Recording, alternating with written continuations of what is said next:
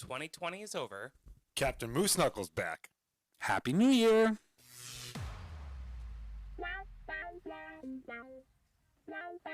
Welcome to GayTalk 2.0, the ultimate podcast for your dose of dish.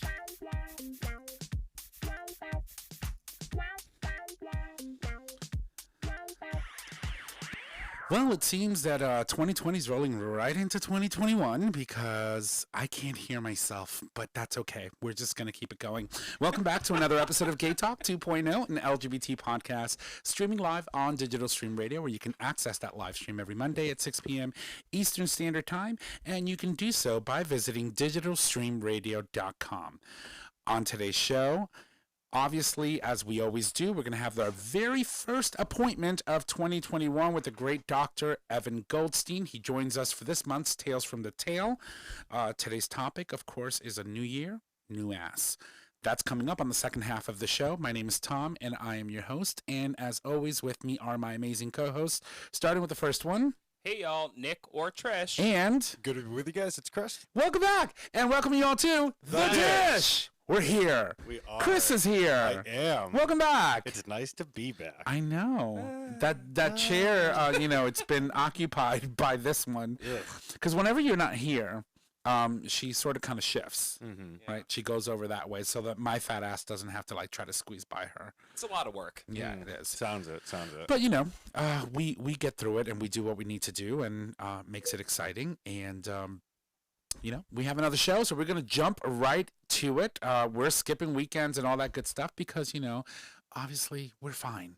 We're okay. It's 2021. We're not going to touch on it at all. Are you okay? Yeah, why can't Are I you hear alive? myself now? Why? Well, What are you doing? Let me give you more volume. Let me know if that. Hello. Is that okay. better? I walk in the yeah. building and everything goes to hell. Yeah. No. Oh, trust me. the past, two weeks have been death. So how are you? Oh, no, I'm fine. No. Okay. And you? How are you? I'm good. Yeah. All right. It's good to be Awesome. back. Fantastic. We're all great. It's a new year, new stuff, new stories. New president? Well, that's coming. Yeah, So, can't wait. being that you mentioned that, why don't we talk about Georgia? Let's jump right into Georgia. What the fuck? What the literal actual fuck? This man literally called the Secretary of State in Georgia How was and it asked recorded, him to. though? Something They probably- feels weird No, about they it to record me. the lines. Yeah, but then how was it leaked? Hello, why wouldn't you? The man got impeached for the very same thing. Right. For doing the very same thing to the president of the Ukraine. He got impeached for that. For giving them, again, I know I'm going to fuck this up. I always do quid pro quo. Quid pro quo. See, I told you I was going to. Quid pro Oh, yeah. quo. We used to practice that so much before they even started the show. Quid pro quo. Quid pro Oh, quo. my God. And so he got impeached for the very same thing. What the fuck? Well, he can get impeached again.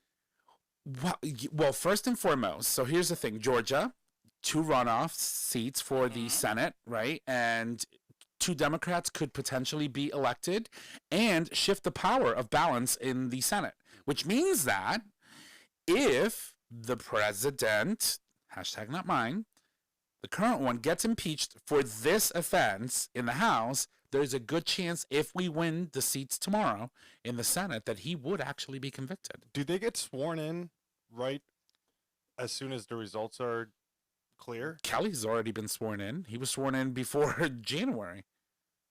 I mean, for the runoff tomorrow. No, I know that, but that was a special election. So now I don't know how the runoff rules work. Whereas the 117th Congress was officially sworn in the other day. Right. I think they would get immediately sworn in. I mean, Once the votes are in, because there's word don't expect the results to be coming in that night. Right. People are saying just like the general election. as with anything, you still have to wait until the votes are certified by the state in order for them to become official, right? Yeah, see, my thing is, have you seen John Ossoff's t-shirt? Georgia peach ass off. Oh, yeah. Literally, I look at it and I'm like, I use that as an emoji to represent my butthole. Okay, John I love him, ass off. and I'm wishing for the best, but He's a hottie. that T-shirt, I'm hilarious. 100% gonna buy it. That's hilarious. And I'm 100%, if I lived in Georgia, I would 100% vote for both him and Warnoff. Do we get his peach if we vote? I don't want his peach. Can I give him my peach if we vote? I want his Okay. lollipop. Lollipop, lollipop, ooh, lollipop. I want his policies in Congress. Yeah, I want all the peas. Anyway, it's just fucking incredible. So tomorrow's Georgia's election. It is slated for tomorrow. So you know that most of America is going to be on pins and needles. Stacey Abrams worked her ass off for this, pun intended. And you know, it is what it is. And I don't want to be hopeful, but I also don't want to be a party pooper. But I don't think that we're going to win both seats. It looks, I mean, you got to be careful, obviously, when you go to polls. But that lovely app we have now, it's been, if you updated it recently, they do have the new polls. Wait, you I updated updated one thing, because I wanted to see the new results. So, Because it makes sense. yeah, so right? if you're looking at the Purdue-Ossoff race, most of the polls show Ossoff with a small lead. Most of them. Right. The Loeffler and Warnock one kind of looks closer, where Warnock is leading in some and Loeffler's leading in the other. So I think the Purdue-Ossoff one might be a little closer, because you also have to remember with the Warnock and Loeffler one, there were 3 top contenders, That's right. 2 being Republican. So that's what I was saying from the beginning.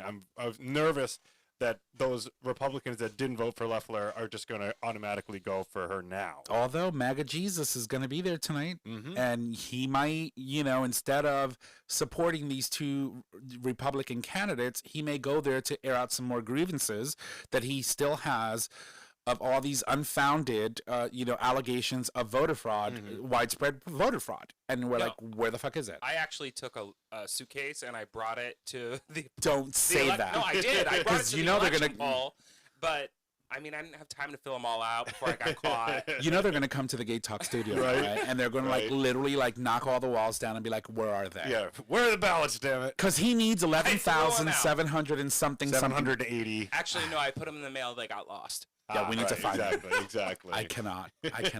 So anyway, you know, obviously a lot rides on the fact that these 2 individuals win the actual Senate seats, because that shifts the balance of power. And there would be no greater satisfaction for me to watch 2 Democrats unseat 2 Republicans and take Mitch McConnell's power away. Yeah, I would love to see Mitch. All McConnell on the same night. That would be bliss. So, but we'll see. We'll see. Well, listen, we've got other stories. I'm that actually we wanna... just, since we're saying election things, I'm actually not working tomorrow because I got a call from the town of Windsor Locks. I guess Windsor Locks is having a referendum tomorrow. Oh. So I'm going to be actually working the polls again. Oh, they look at called you. me. For what? It's a budget referendum for the town. It's not a stripper pole. No. It's the actual polls. He'd But- still be working it. But but they called me and they were like, "Yeah, we really liked you on election day. We would like to see if you want to be our ballot clerk for You're tomorrow." like a fucking ray of sunshine. Of course they liked you. I don't like, get it. So Right? I don't I'm get it. excited. It's going to be super boring though. It's going to be like 12 to 8. They're like, we're probably expecting 100 people to come, Right. and then we're going to hand count the ballots at the end of the night. Like, it's not going to be it's just a referendum, a budget one. But I'm excited to be back in the process. But I think this is going to be a thing for you. Oh, absolutely. I think it Absolutely. is. Who knows? I mean, that's twice in 3 months now, 2.5 Yeah. months. I mean, if you were in Georgia, you'd be freaking tired, exhausted. Oh yeah, I'd be up for days just counting ballots. You know, crazy. multiple times. And the to thing please the is that when president. you look at the record turnout in Georgia, they broke the record turnout for the general election that we just had right. 2 months ago. Mm-hmm. Wow. So it's And incredible. their early voting's already just at or about to break the record that they have for runoff elections. It's crazy. So they're about to break another record. It's crazy. All I can say is good luck to the 2 Democratic candidates. Your hard work, Stacey Abrams, her hard work, you know, rides on who has power and what we can and cannot do for the next 4 years. So we shall see what happens. All right, so we've got a couple of stories that we'd like to cover, obviously, before we bring Dr. G in on the second half. As reported in Outsports.com, something that we usually don't talk about on the show is sports. There's gay male hockey players are coming out in droves, and they're changing the sports culture. So there's a former gay hockey player called Brock McGillis. Hopefully I said that right.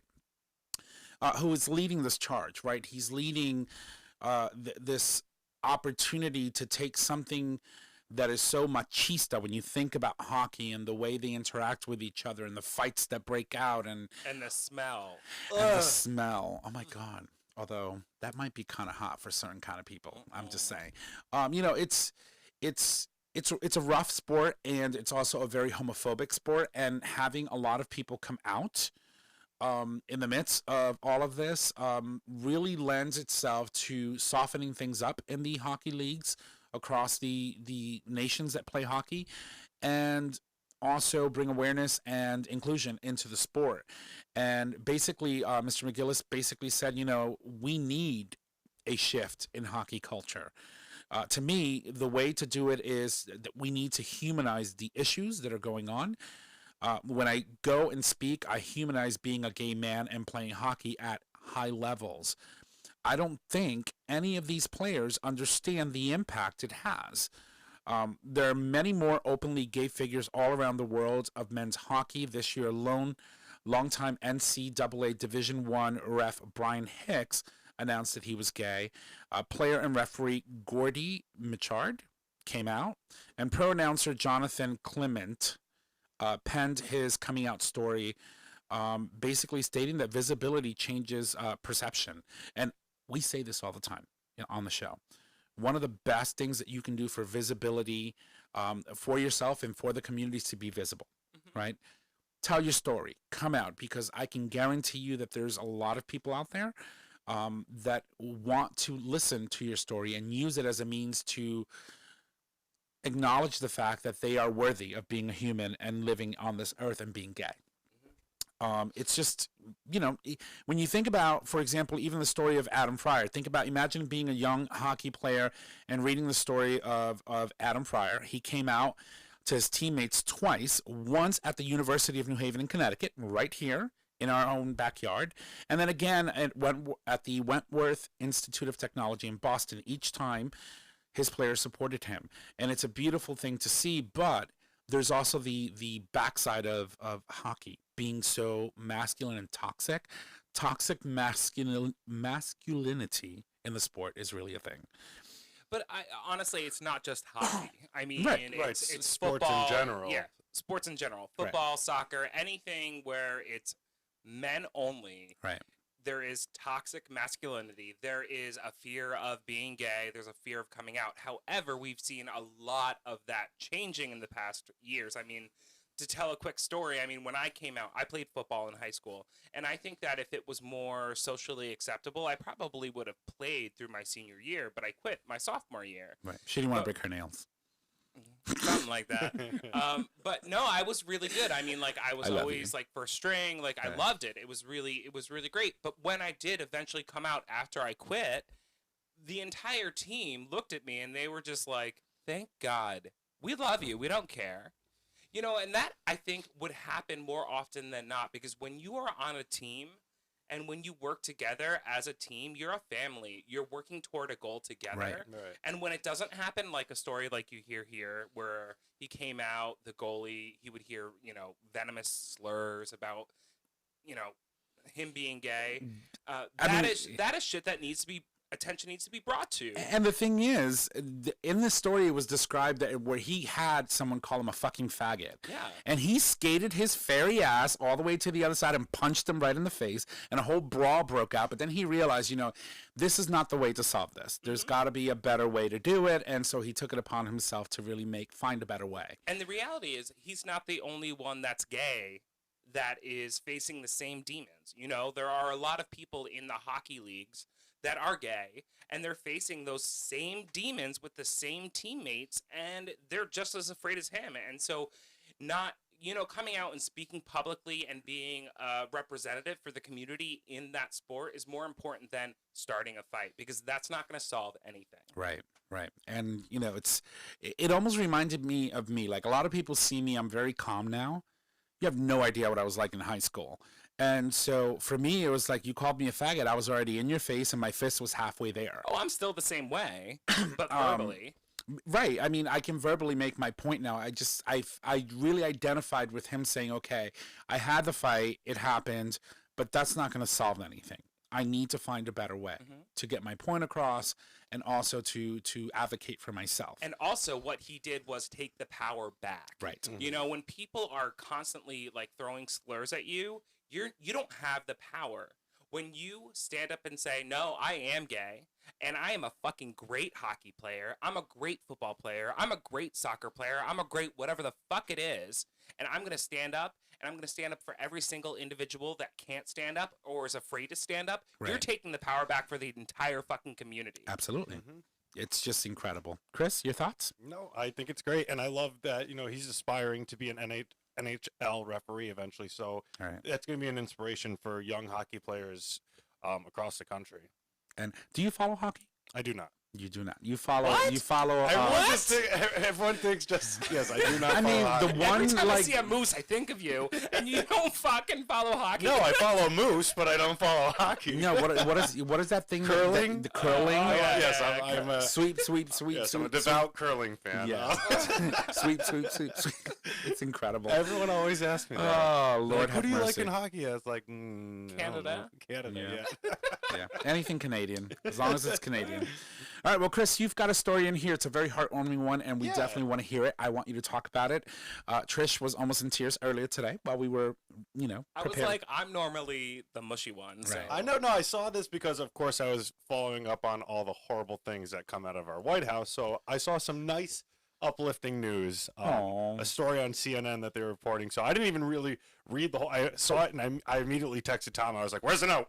I was like, "I gotta put this in the notes. I gotta get this in before Trish gets it." That's exactly what it was. But the thing was, when we saw it today in the notes, I was like, did I put this in here? And he was like, did you? Normally I'm the mushy one. And then we looked on the notes. I was like, oh no, that's Chris's story.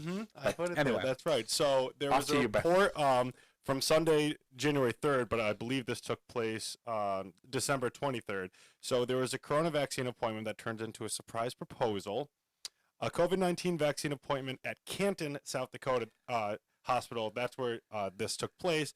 Robbie Vargas Cortez, 31, is a paramedic and an EMS supervisor. Canton, South Dakota. You said that, right? Yes, he did. I did, right? Now I'm questioning myself. Did I? I don't know. I think that's said- important. I think I didn't said hear Canton, South Dakota. Okay, sorry. Yeah, I think you did. Okay. I Well, heard now we're pretty positive it's in Canton, South Dakota. And I almost said Carolina If you that didn't time. know. Right.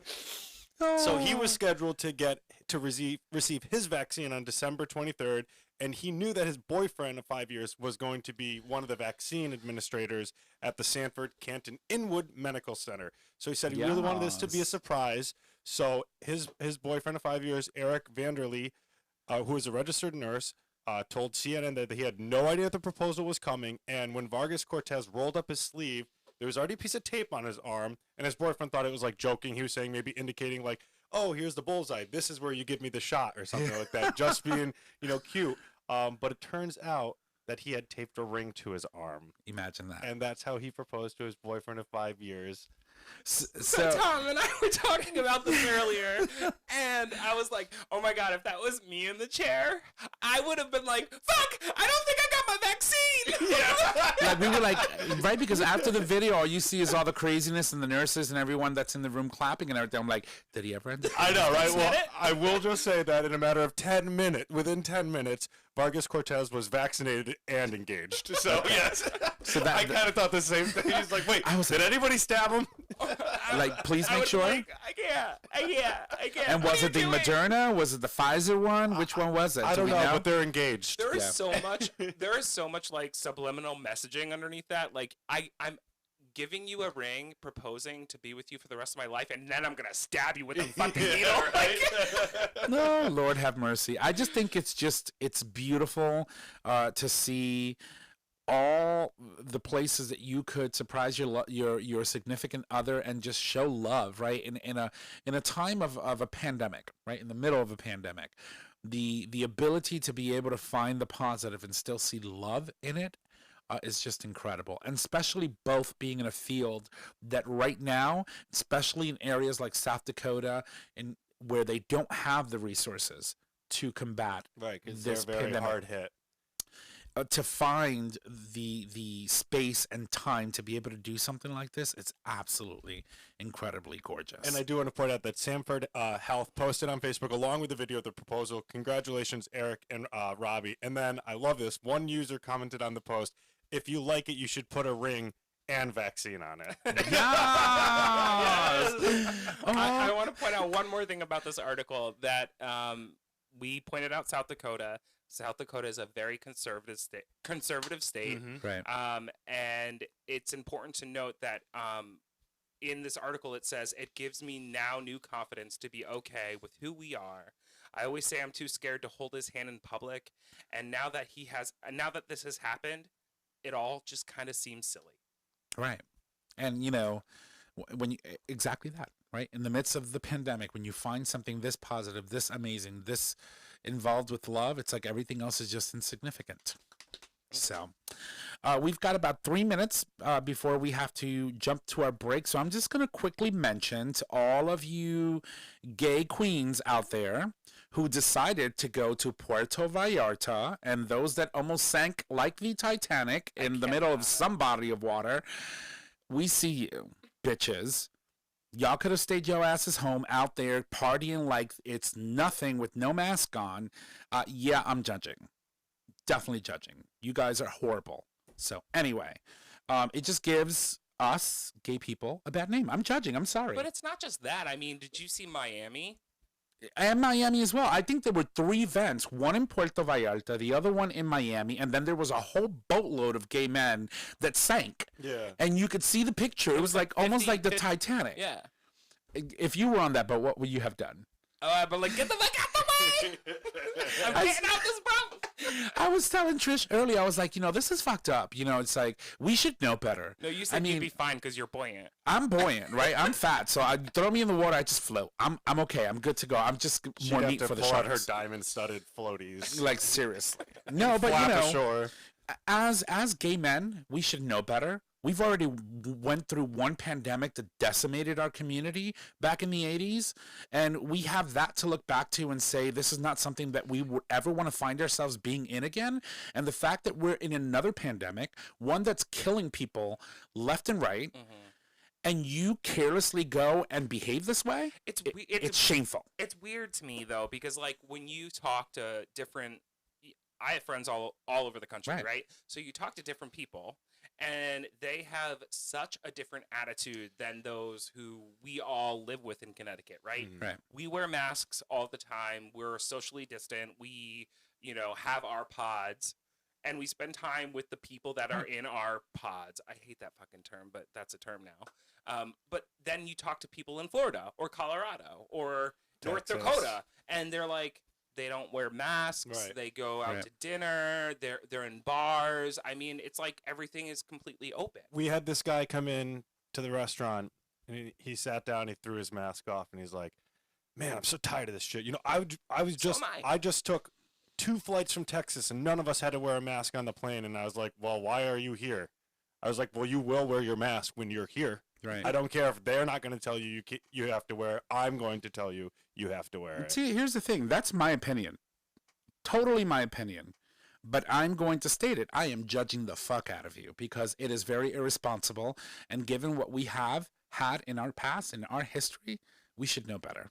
We seriously should.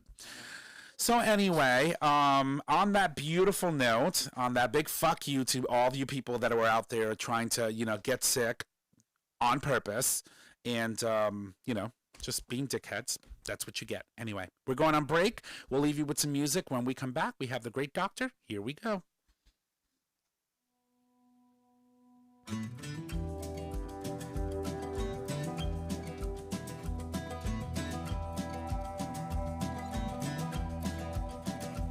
She was waiting by the back door, said, "Babe, we gotta leave town.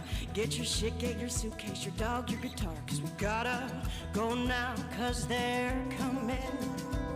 Well, they know our fucking names, yes, they're coming, just to say, well, I know you don't want to leave your life. You've had some blood and tears, little joy, little strife, but they're coming, well, they're coming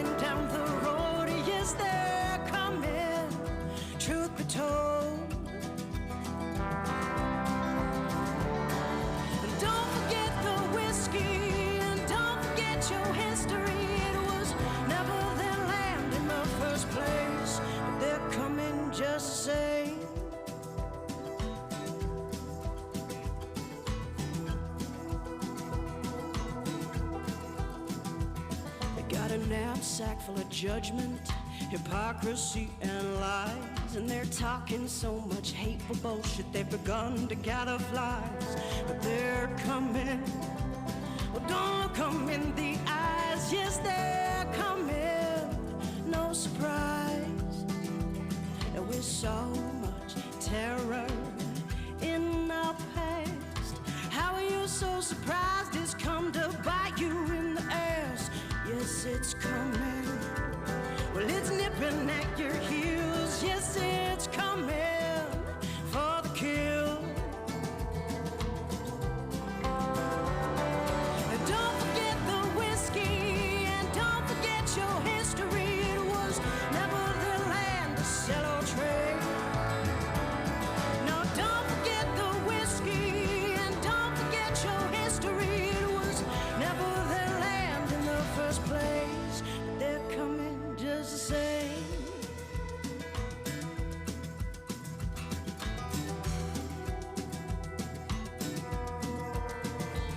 So I'll meet you at the station where we can get on that train. Head out to the wastelands where we can change our names. 'Cause they're coming. Well, they know our fucking names. Yes, they're coming. Just the same. Just the same. Just the same. Just the same. All right. Well, welcome back from the break. That, of course, was Wastelands, the title track album to the album, Wastelands, by Amanda Barrick. It's available on all the major music services, so make sure you go out and check it out. And now, year in and year out, especially during the holidays, the great doctor makes an attempt to play Santa, although if he was Santa Claus coming down my chimney, I wouldn't let him leave. I probably would celebrate a lot more than, you know, and deck and Be have like- cookies and milk. No, I'd be like, put the cookies down. Right. So, listening to all his clients, I'm the cookie. Yeah, he's the that's right. cookie. I'm Valid. gonna deck those balls. Oh my God. But as we know that, you know, just like with Santa's sled, their asses tend to break down now and again, while Santa may cheer, ho, ho, ho, bespoke surgical treats, anal injuries, and whatever else may bring you into their office with an open mind and without fear of judgment. Of course, we're talking about none other than the great Dr. G. Welcome back to the show and Happy New Year. Happy New Year to you all. How are you? We're well. We're well. You're our first guest of the year of 2021. Oh, I'm fucking honored. Thank you so much. Maybe everybody else is still on vacation and I'm the only schmuck working. Maybe. No, we couldn't, you know, celebrate and inaugurate 2021 with none other than one of our favorite guests, our reoccurring guest. You see us, we have an ongoing appointment with you every month. How That's long has it. it been? Well, it's been a couple of years, I Yeah. think. Right? 2.5 years, I think, going. I'm getting older. I'm getting gray. You guys look exactly the fucking same. That's a lie. I've gained like 15 pounds, so that's a lie. But either way, we're excited to have you, and I want to thank you for taking time out of your day today to join us on today's show.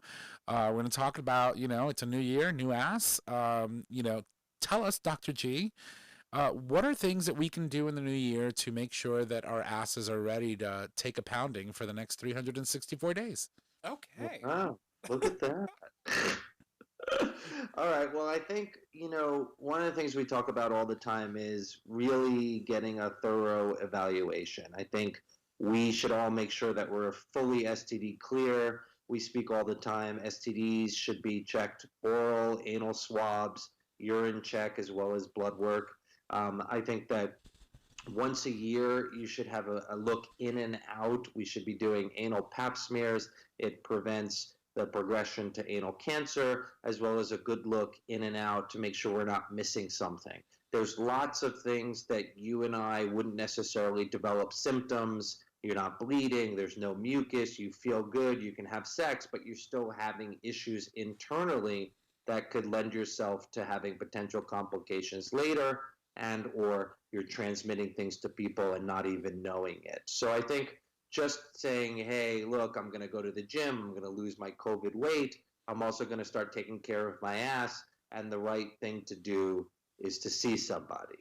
And the last blog of the year that we did was really just kind of highlighting why people come to the office, and what are the certain things that I see a lot of, and how do we look at it preventatively and try to give people guidance so that they don't come to the office with these kind of common ailments. So I'm currently doing my Kegels for the new year right now. Of course. As we talk. But we've actually talked a lot about the things that we're going to speak about today. But starting off, anal fissures, which we have really dove deep into on this show because I believe, Chris, wasn't that? No, fistula. Fistula. He had a fistula, not a fissure. So let's dive in. What is an anal fissure? Sure. So this is the number one. First of all, I love this new camera you got going on. It like fucking zooms up in your nose and everything. It's pretty amazing. I trimmed. And I can control it right from here. Oh my god, you guys are, it's like amazing. It's like I get Look, you can even see Chris. 2021.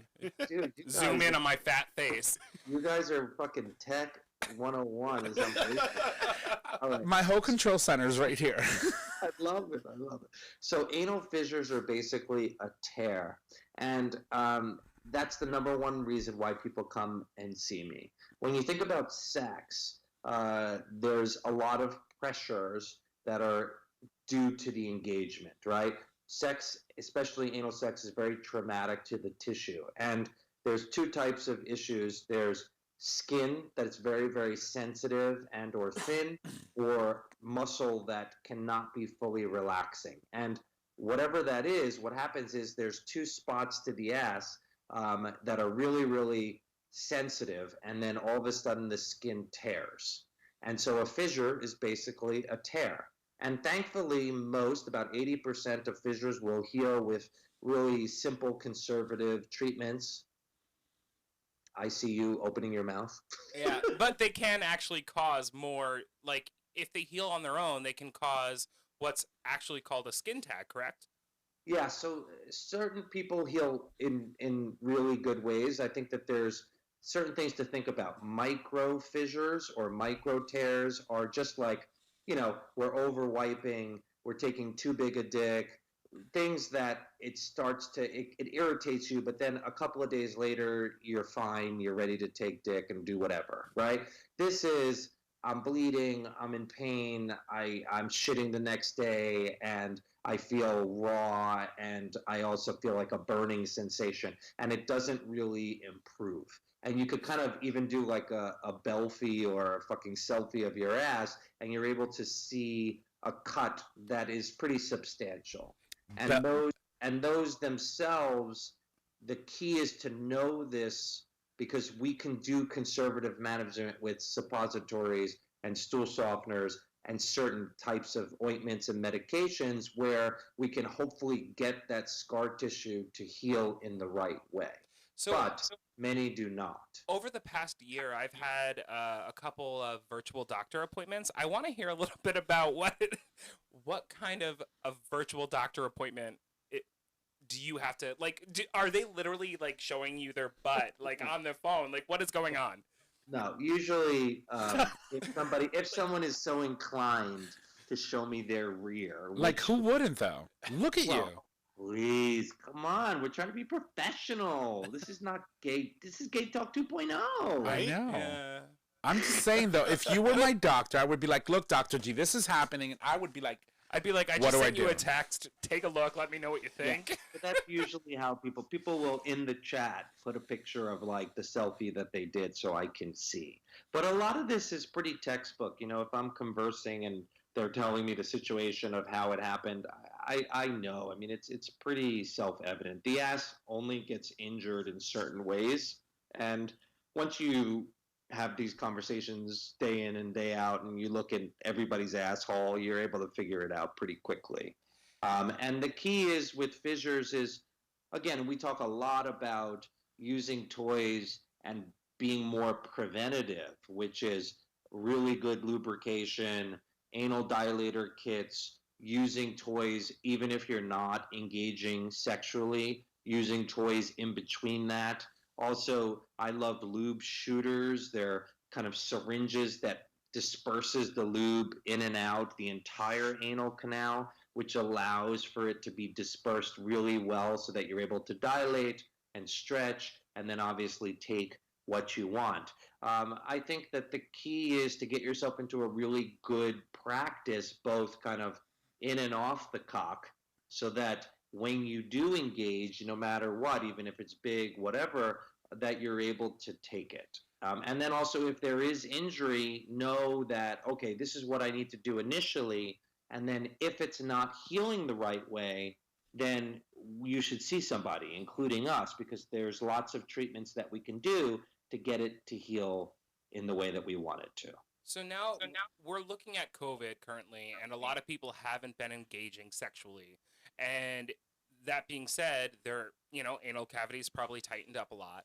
Now, some people are starting to experiment. Some people are starting to get out there, even though it's getting worse. What type of regimen should one pursue if they're like, okay, I'm going to bottom in a week, or I want to bottom tonight? Is that something, but I haven't bottomed in a year? Like, is that something they should just jump into, or should they really like take a couple days and like prepare themselves, use dilators and all of that? Yeah, it really just depends upon how seasoned they are, right? If you're a brand new newbie bottom, most people are about 4 to 6 weeks of dilating and stretching 2 to 3 times a week. A lot of people do it like the gym, where you're doing 2 or 3 sets of 12. I usually tell people, turn the shower on, try to get yourself into a good space. It doesn't even need to be a sexual space, just doing it mechanically.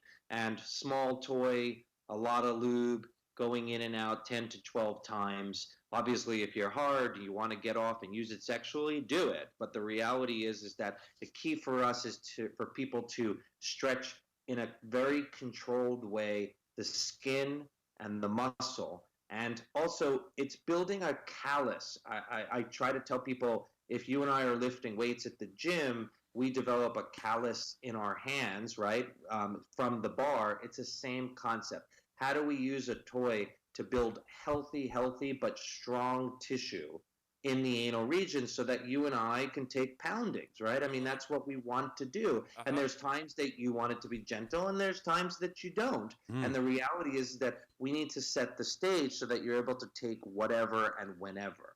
Most people are 4 to 6 weeks for newbies. If you're more established, I think the reality is that using a toy couple of weeks, even obviously right before sex would be awesome, or bring it into sex play. But I usually tell people, if you're having pure anal 2 to 3 times a week, okay, you probably don't need to dilate.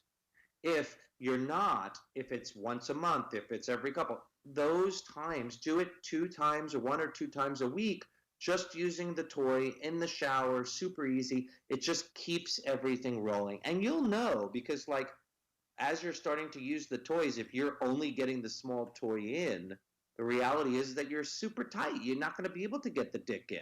Right. So you got to use the toy as a gauge for, are you ready to accept what that entails? So let me ask you, so obviously we're talking about what it is a bottom can do to prep themselves and get ready for the experience. But we also know that there's a lot of people out there, a lot of young men who probably don't know that they should be dilating themselves or, prepping to a sense. What can tops do as a means to, what can they learn to do to help the experience of the bottom if the bottom is not that experienced? Yeah, I think foreplay is key, right? It's not just like stick the fucking thing in.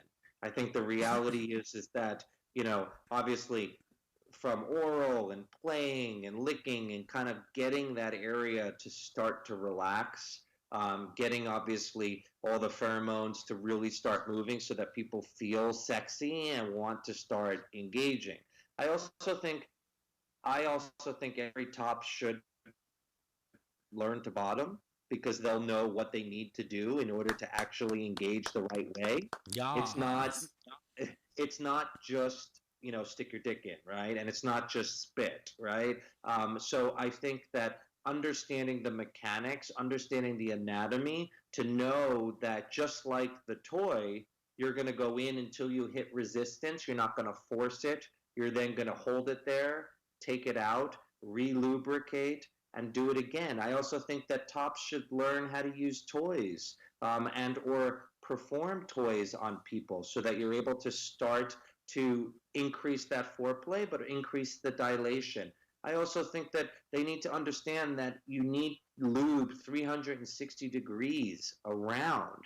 And it's not just, oh, stick the lube right on the top of your cock and stick it in. It's how do you get all of those? The ass is not overtly complicated. I think the problem is our educational system sucks, specifically as it relates to gay sex, and people just don't understand the simple mechanics, top or bottom, to make it roll. And I'm here, yes, to teach anybody, but the goal for me is to empower the bottom to understand and navigate the field so that they're able to, if they get an inexperienced top, know what they need to do so that they don't get injured. Right. The problem is to not assume that the top actually knows what they're doing, because most of the time they don't. 100%. I think that's so important. I think bottoms need to know that really they have the power. Like, if you need to tell them to slow the fuck down, they need to slow the fuck down. Like a top, yeah, they are your top, but they're not the one in control. You're Own the your one. power. You are the one giving them your hole,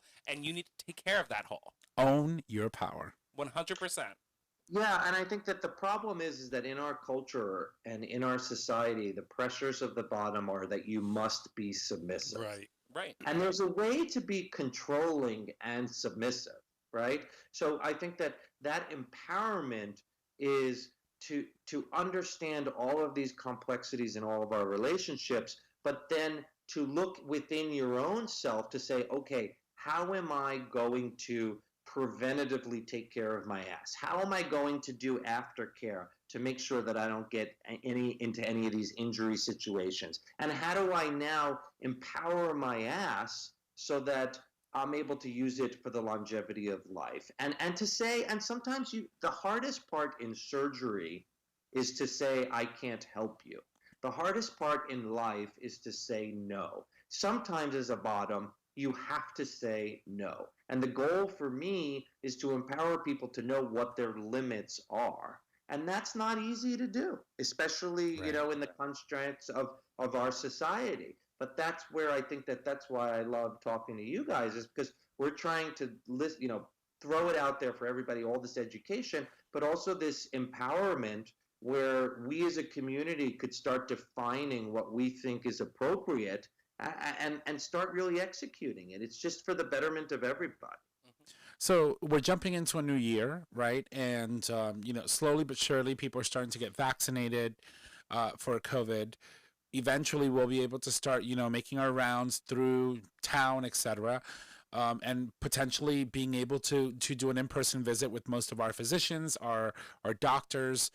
Do you recommend that someone who's an active bottom at least check themselves quarterly throughout the year and make that something that they should do every year to maintain optimum elasticity and health throughout the year if you're a bottom and you want to make sure that everything's okay down there? Yeah, I think quarterly is great just because a lot of us are on PrEP. And I think that, you have to analyze your own sexual lives. And you're right. If you're really out there, which is great, and you're happy with where you are, you need to start figuring out. Some people are monthly, some people are quarterly. Obviously, with PrEP, it should be, quarterly. I think once a year for the full muscle testing, full in and out examination, and then obviously quarterly thereafter for STDs and kind of that components. Right.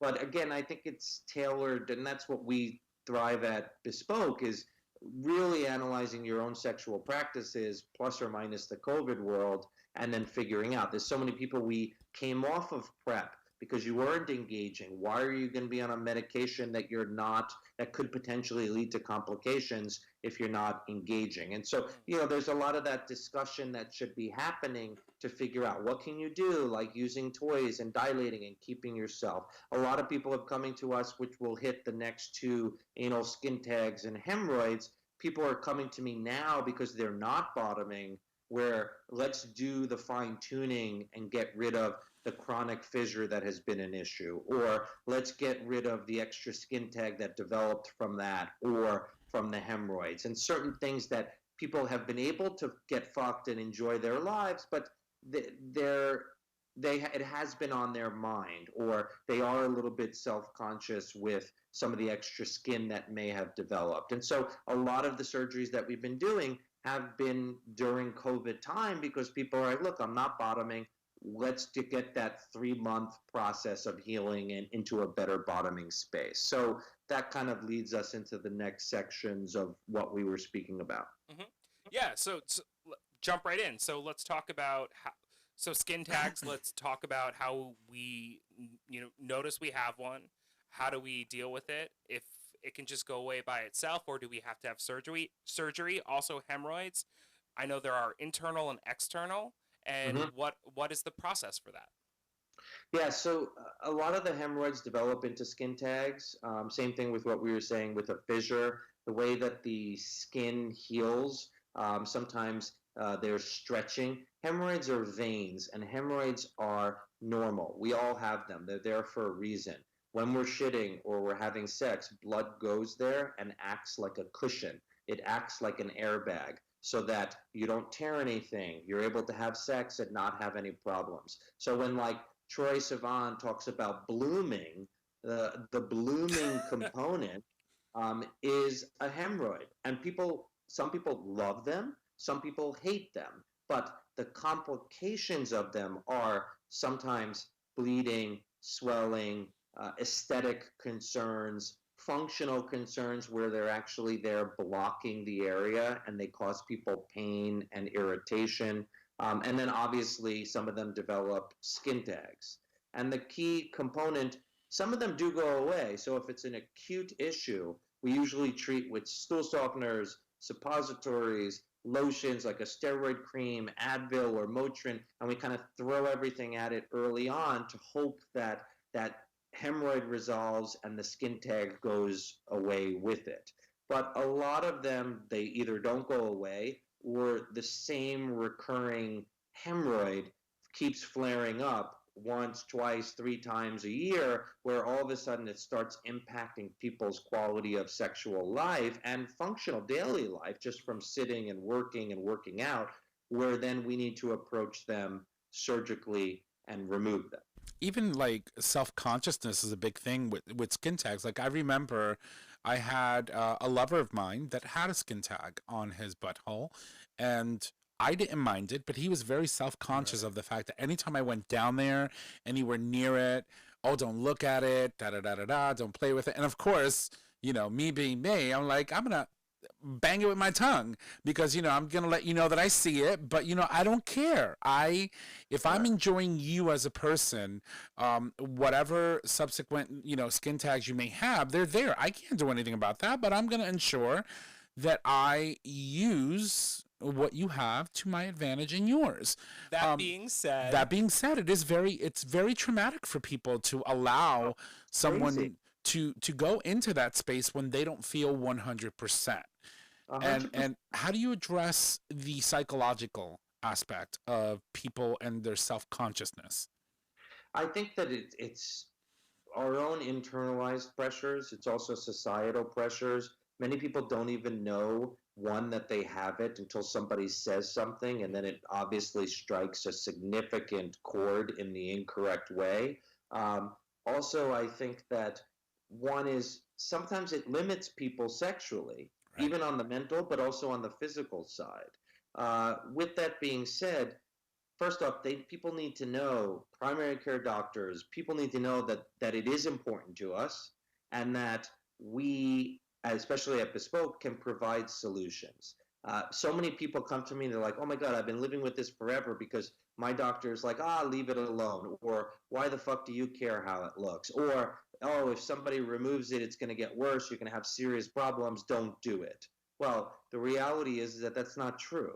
I do about 10 to 15 surgeries a week. I would say half to almost 3/4 of them are significant from an aesthetic concern with skin tags and hemorrhoids and swellings. With that said, there's so many things that we can do on both the aesthetic side and the functional side to get people where they need to be. But it does take time, even after. Sometimes aesthetically, it looks so perfect, but yet the mental piece has plagued people for such a long time that it takes me a good 6 months of me working with these people to get them to feel comfortable and sexy to be able to get sexual again. Right. I mean, it's what I was saying. It's like when I was engaging, this friend of mine, sexually, I thought because the thing was, he was a top, but he loved getting his salad tossed, but also had this very concern in the back of his mind that he had the skin tag. And I'm like, your butthole is absolutely fucking gorgeous and delicious, so get over it. I'm gonna go down there and do my thing, and you're gonna love it. And he did, but it was still in the back of his mind. And I think that it's something that people need to. You're flicking it. Don't do that. Yeah. No, I didn't flick. I didn't flick it with my finger. I'm like, sort of kind of played with it with my tongue. It's like, and I'm like, don't touch it. Don't I didn't tell him. And you're like tonguing the fucking skin tag. I'm eating his ass out, and his fucking skin tag is right there. I mean, like, it's not like I can push it over with my tongue and continue on my way to happiness. Oh but my I do God. find that, especially in tops that have those skin tags, a lot of that is that they've tried to bottom before, right, and it was too painful, and then they wound up getting a fissure or a hemorrhoid, and the skin tag is a residual of that. And so a lot of that is even deep-rooted, especially I think tops are deep-rooted, right? A lot of them are, not that it's an internalized homophobic issue, but a lot of them have had bad experiences from a bottoming perspective or are way too tight, where it's never going to be pleasurable for them. And then they internalize like, oh, I'm a top and that's where I'm at. It also looks at the masculinity of where we are, right? So I think a lot of that is why I communicate to people and say, hey, do you identify?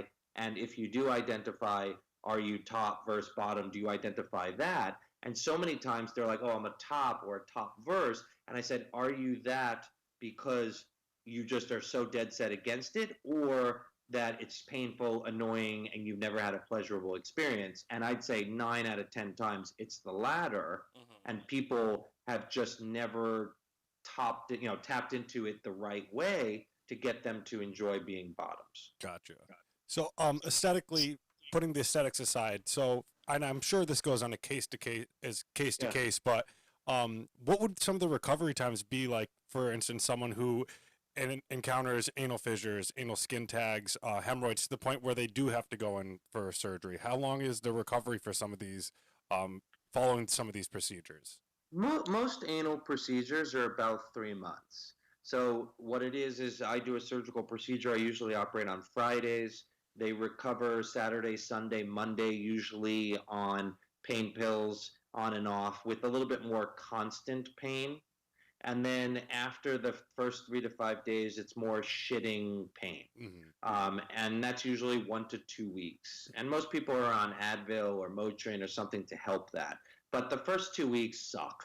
And people fucking hate me. And I tell them up front, I'm sorry. You just got to keep your eye on the prize. Right. But after the 2 weeks, people are back doing their stuff, exercise, topping, getting off, enjoying their lives. It just winds up being anally some local irritation. You see me in the office in about a month. I then put some chemicals to get things to heal the right way. I make sure aesthetically that it's doing the right thing. And then at 2 months, I take a look inside, make sure it's healthy and healing, and we start with toys at usually about 2 months. And then most people are bottoming at about 3.5 months. So whether it's hemorrhoids, skin tags, fissures, the ass itself is not like a facelift. If you do a facelift, you're not really using your face, whereas anally, you use your ass all the time. Right. It's a tough spot to heal. So it just takes, it's a process. Because I can say from, personal experience, we had talked about this, when I had the pilonidal cyst, which then led to a fistula, not only was it incredibly painful, so I was trying to avoid going to the bathroom, so I was like living off Ensure. But then at the same time, a lot of these pain medications, a side effect of them is constipation. Yeah. So it's like a terrifying thing, I can tell you. Like, all right, I'm going to go two weeks without taking a shit, and we are going to do this. And it's scary. It is scary to think about that kind of stuff. Oh, and then the first shit is like they could hear you in fucking Afghanistan. Oh yeah, biting the towel doesn't cut it. Ridiculous. I think that's probably why I haven't gone to see Dr. G, because he's like, this is going to be a 6-month recovery time. I don't think so. I mean, I know that you've got that meat minced whole and all, but I think that you will be fine.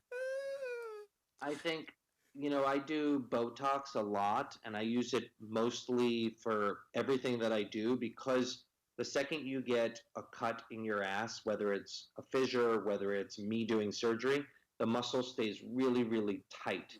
And so by giving Botox, it relaxes it so that when you do shit, yes, it's going to be painful, but hopefully less painful. Right. And there's certain things that we do to help that. But it's usually a 3-month process. So it is time off the game. And I usually tell people, if you smoke weed, great. Smoke weed. It'll help relax that area. And we kind of work you through it. But usually the first 3 to 5 days is the worst. And then after that, it's just keeping your eye on the prize. All right. So lastly, let's talk about gland irritation. Yeah. What is that all about? I know we talked a little bit about it last week, was it? Maybe a couple. Couple weeks ago? Yeah. So last week. I don't know. I mean, last month. The last month. During the last month, yes.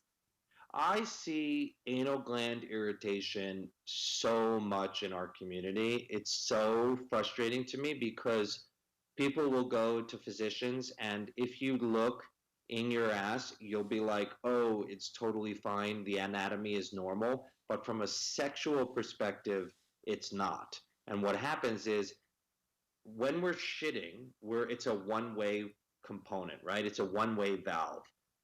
Because we're having sex, because people are over douching and or douching, because we're having sex and things are going in and out, what happens is stuff gets into these glands. And I tell people it's like a kangaroo pouch. It's really small, but it's like a pouch. And what happens is mucus comes out of this pouch to lubricate stool so that when you go to the bathroom, you're not tearing anything. But it's supposed to be a one-way component. Now because we're doing a two-way component of having anal sex, what happens is that pouch, stuff gets into that pouch and causes irritation. Some of that, people just are like, oh, wow, there's a pinpoint pain that I feel every time I'm having sex. And then the muscle spasms and they feel no pleasure, it's painful, and they stop. But yet they're not bleeding. They have been to a proctologist. They look in their ass. They're like, you're totally fine. Everything looks good. Yet when they come to see me, I put my finger right on this gland and I'm like, this is where it is, right? And they're like, oh, fuck, how do you know? Because I see it over and over again. Now, what you had, an anal fistula, right? That is a sequelae of a gland getting irritated to the nth degree.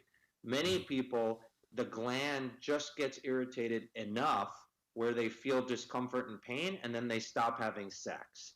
But it doesn't get to that degree of an anal abscess or a true fistula. It just gets irritated enough where it limits them. And that's where I'm able to see it in an operating room and find it, correct it, because it's such a small little gland and it's so easy to fix. But you need to know that something like this exists in our community so that you can take care of it, because it's an easy fix. It's just people don't know. Right. How do you fix it before it's a fistula or an abscess? You basically open that valve. I'm hoping that as we are speaking, God is evolving anal mechanisms so that all gays in the future don't have to deal with this. But I'm not hopeful yet that that's going to happen. But that gland has evolved. If you look at like cats, right, and dogs, sometimes you have to clean out the anal glands in those animals. They serve a purpose. Right.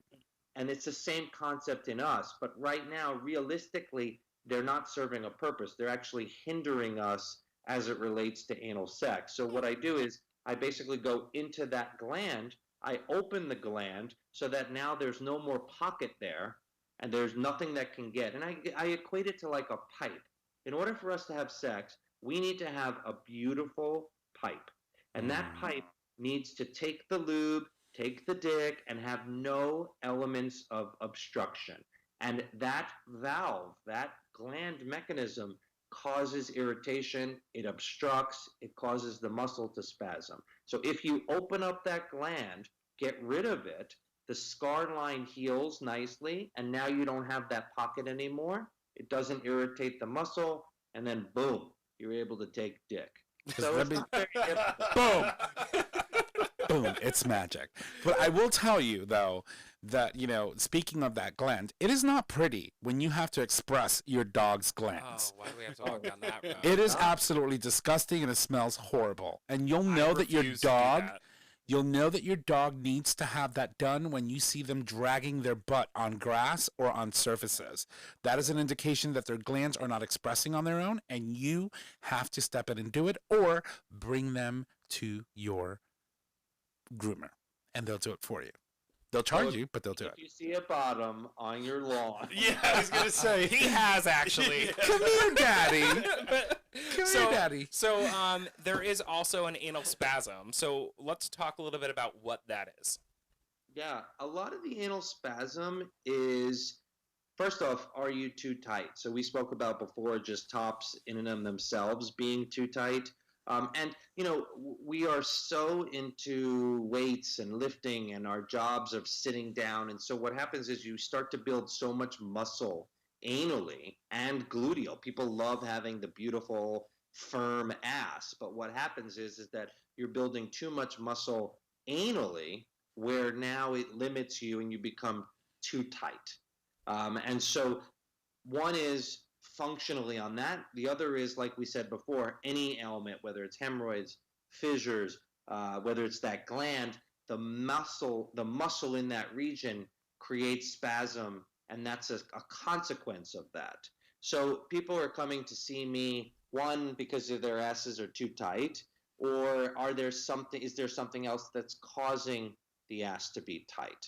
And there's certain things that we can do. We do anal manometry, which looks at the muscle strength and relaxation. I can do anal Botox in the office. Sometimes I need to go and do surgery because it's opening up that gland that's causing the tightness. So I think that the key component to spasm is, one, just admitting that you are tight, and then for me or a professional to figure out, well, why is that?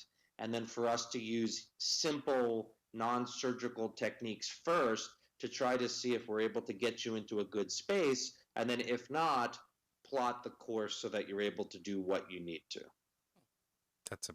I mean, I still want to come try that machine you have. I think we named it Steve, right? Right. We need to go see Steve. Yes, Well, we said that we would come down in the new year. And sit on Steve. 100%. And then we'll just do the show right in Dr. G's office. While I'm sitting on Steve. Of course, after COVID is, done. Just to clarify, though, Steve, is that the Mcella thing? That is. Okay, yeah. yep. And that Yes, Chris. Very good. And that goes for like the looseness side, you know. We don't know. We're trying to work with everyone to figure out like what's the optimal bottoming tightness for you. And then how do we keep that? And some of that is Kegels, like you said. Some of that is this Mcella device where you're sitting on this machine that's delivering 12,000 Kegels in 28 minutes. And it just depends upon the extent of that looseness, elasticity. And so some people are into fisting and doing other bigger toys. And the key component for us is how do we work in the confines of that so that we're making sure that people aren't too loose. And also then it could start to translate into, not being able to hold their shit and farting in public. And so we really want to make sure that people are optimized. And so manometry testing, sitting on that machine is on Steve. Steve. Steve. And I think that there's just a lot that we can do now. And I'm so humbled and honored to be able to kind of keep pioneering this in a way that allows us to just bring light and shed light to all these issues that we have, and to start talking about it in a way that people can really take with that and get really better at bottoming. I mean, the goal for us is to bottom until we die. I can see the advertising at Bespoke Surgical now. Pioneering for the bottom. Like, it's like, have you met our new employee, Steve? Come take a seat. Of course. Or dick till we die. Yeah. Right. Thank you. Oh my God. So wait, last but not least, completely cosmetic but important, anal bleaching and hair removal. You do that too.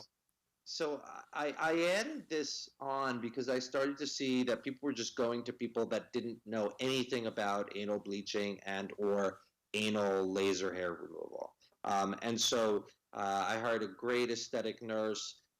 We've worked to kind of really make sure that we're exactly to what we want in that area. So there's certain things that we can do, whether it's with laser hair removal, whether it's a combination, chemical peels, obviously daily lotions, certain things that we can do in the area to get people where they want to be. And the goal is obviously looking at scarring, looking at loss of pigment, looking at your own skin tone, and analyzing all of that to figure out what's the best practice to get you where you need to be. And I always say to people, in anything, less is more in the beginning.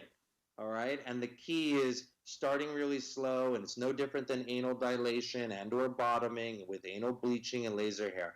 We want to make sure that we're doing everything in a strategic but slow way. We can always add, we can always go further, but to then go too far in one direction causes issues. So I think the key component is really seeing specialists that provide exactly what you need and are part of a community or know how to treat the community in a way that is going to get you to dick until you die. Dick until they die. So you don't recommend the Trump method of just rubbing some Clorox on there? Yeah, no. Okay, gotcha. Just wanted to put it out there for everyone. I'm just so happy that 2.5 weeks from now, the Trump method is going to be... I didn't want to change it to that. I'm sorry. You know me. How's Phoenix? Phoenix is good. He's downstairs. He's getting ready for Din Din, and everybody's doing their thing. Awesome. Amazing. That's wonderful. Well, Dr. G, I hope that you and your family had a glorious and amazing holiday, Christmas or all these other holidays, whatever you celebrate at home, and that you all celebrated and enjoyed a beautiful new year, right? Said goodbye to 2020 and welcome 2021. And thank you. Thank you for... Thank you. We had a great time. We celebrate everything. The kids are crazy. They got all the presents they wanted. Santa brought them what they needed. They still think Santa is real, which is so cute. And, it's all good. Our life is good. I live every day. I lost a pretty good friend this holiday season and, young, our age. So it just kind of sucks. So I think one of the only things in life is every day, live, do whatever the fuck you want, whenever you want, because you never know when this shit's over. Right. Well, one thing is certain. First and foremost, we're sorry. Our condolences to you and obviously on the loss of your friend. But you're doing a great job when you can have a son that can still believe in Christmas and also articulate his dislike for Trump. That is a gift. I mean, I believe in Santa too. Now, Dr. G is our Santa. Yeah. Hello, everybody. Hello. Well, my friend, once again, thank you so much for being a part of our lives, being a part of our show. We're looking forward to 2021 and all the great things that we're going to do together. And thank you. Yeah, no, thank you guys, and have a good night, and we'll talk soon. Absolutely. Dick till you die, baby. Dick till you Dick die. till you die. And that's going to be the episode of title tonight, by the way. Now go get some Din Din. All right, love you guys. Love you too, honey. Good night. Well, ladies and gents, that, of course, is the amazing Dr. Evan Goldstein of Bespoke Surgical. Make sure that you go check out bespokesurgical.com for all the latest and greatest that this amazing man has available for all of the bottoms in our community. It's incredible. I still can't believe you haven't met him in person. I want to, but, it's like, see, every time these bitches went into the city, I was working at the bar. And now that COVID is here... No, I went in during a work week. That's why you couldn't come with me. I couldn't come. It's just, I took Chris, otherwise he wouldn't have gone. Well, Chris had a reason to be there. I mean, Chris got fingered by Dr. G. I also got insurance that day. He's not lying. I won't forget that. On the train, like, oh, it says I need to have it by today. And then Trish just kind of took over and got me insurance. But was that because of that whole mandate thing? Yeah. And then they did away with the mandates. Yes. And now Yeah. it's just, anyway. All right. Well, listen, guys, we need to bring this home, wrap it up, turn it down. It is the first show of the season, so we're going to end on cue. And so I'm going to just toss it over to my bitches because we're going to do one of our favorite segments. Trish, All right, yeah. Starting off with you. All right, everybody. So tonight's Mama Kim's Minute. Number 1. This is a short one, so it's like a Mama Kim's, like 15 seconds. Number 1, Jonathan Van Ness reveals he got married earlier this year. Congratulations. Surprise. Number 2, In Gay We Trust, 2021 and the Great Moral Reset. Wait, did he get married like earlier this year, like 2 days ago? Or like last year? Earlier in 2020. Okay. That was good. It was like earlier. It's the 4th. Oh, Lord, I mean, have it was all mercy. secret. All right, so following that conversation, this is perfect. So this week's Gay Talk term, of course, brought to you by GayRealEstate.com. Tooth someone to death. I love it. Oh, my God. To continue sucking after ejaculation when the cock is super sensitive. And that's typically true for a lot of people who are uncut. Like, I don't see extra sensitive penises in cut versions, but people who are uncut are Like, get off, get off, get off! super sensitive afterwards. Like, I'm not sensitive when I come. I actually just keep fucking. Oh. Well, I guess it's 2021 and we already can't keep things nice. No? But we're keeping it honest and keeping it real. Keeping it gay, honey. Exactly. Dick till you die. Dick till you die. I think that is going to be the title for tonight's episode. Dr. G, Dick till you die. No, it can't be that because we're talking about, yeah. Anyway, we'll figure it out. Chris. My turn? Yes. Oh, it's good to do this again. I know. It is good to be back. It was nice to be with you guys and be with all of our listeners. So on this day in gay history, brought to you, of course, by GayRealEstate.com. I have to read it from my phone so it has the whole thing because Trish. Sorry, I fucked that up. That's why I was going to put this one in anyway. So on this day in gay history, when January 4th, 2010, wow, that's the year I graduated high school, in the country of Austria, first same-sex couples marry. 4 couples in Vienna are recognized under the new Civil Unions Bill, but at this point it did not allow them to have the right to adopt children or to use artificial insemination, but I'm sure Austria has gone forward since, even though they've had some right-wingers. But yes, that's a really good thing for Austria on this day in gay history. First same-sex marriages. That's amazing. Mm-hmm. Wow. All right. Well, guys, it is that time. It's time for us to say aloha. Wait, that's hello and goodbye in Hawaiian, right? Indeed. So we'll say goodbye. If you love the show, make sure that you go subscribe, rate, and review on your favorite podcasting service. By subscribing, you get the latest and greatest of our show delivered right to your favorite device or web browser as soon as our episodes are published. You can also support us on Patreon. By doing so, you, our listeners, can support the show with a monetary donation. Those donations are collected monthly and can be in any denomination of $1 or more. Chris? Next week, we may or may not have a guest named Curse. Oh, she fixed it. Oh, Chris, it's Chris, me. Is you. it maybe? You coming? I was watching you do that. Yeah. Next week, I may or may not be here. Right. No, So- I'll probably be here. But as of Probably. now, I'm sure Trish will have this changed. But as of now, it's looking like an episode all about the dish. Right. Which might be nice. Right, that's because always we fun. haven't Lot of had, stories? like- Yeah. Yeah. Yeah, that'd be a good Yeah. time, catch up with my girls. But we'll see. And then the week after that is Dr. Martin Luther King Day, I think. Yes. MLK, which is a holiday for me. It's definitely a holiday for you. And you, I don't know. Okay, all right, unemployed, I get it. Ouch. So What? All Okay, right. How do you stop mean that it that way? conversation. She's Stop nasty. that conversation. Anyway. It is a holiday, and that will be on the 18th. So, yes. So All right, so thank you to our guest, reoccurring guest, Dr. G. We are so excited to continue our partnership with you and Bespoke Surgical. And don't forget, you can get your discount for the future method today. Each time you clean out with water or enemas, delicate tissues are harmed and cells are damaged, increasing chances of injury and/or STD. The first of its kind doctor-developed formula gently cleanses before you play without hurting your bum. And now you can use code GayTalk20 for 20% off, valid for one purchase or one subscription per person. Now, this is at futuremethod.com, right? Correct. All right. Make sure that you go. Get it. Chris? Can we please put a rubber on this episode? Yes, ma'am. And we are going to be sure to lube that thing up 360 degrees. Ladies and gentlemen, as always, our show is available on our website, gaytalk20.com, under audio podcasts. It is also available as a free download on Apple Podcasts, Google Podcasts, and Stitcher Radio. She brought her A game. All right, Nick announces you can find us on social media, Facebook, GayTalk 2.0, Instagram, GayTalk 2.0, Twitter at GayTalk20. You can email us at GayTalk 2.0 at GayTalk20.com. Tom, it's your turn. I cannot with him. All right, well, if you need to reach out to us, just head on over to our website, click on the Contact Us tab. At the top of the web browser there, you can leave comments, suggest topics, submit a question for the cast or an individual host.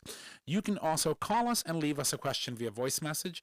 We can answer those for you on the show. Just call 334-GAY-TALK, and if you need all those numbers, it is 334-3333.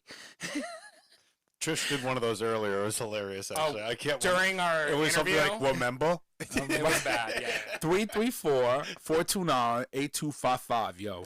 Don't forget that the show streams live every Monday at 6 p.m. Eastern Standard Time, and you can access that live stream by visiting digitalstreamradio.com. I would like to thank you all for joining us on today's episode. Happy New Year to all. Thank you, and y'all have a good night. Bye!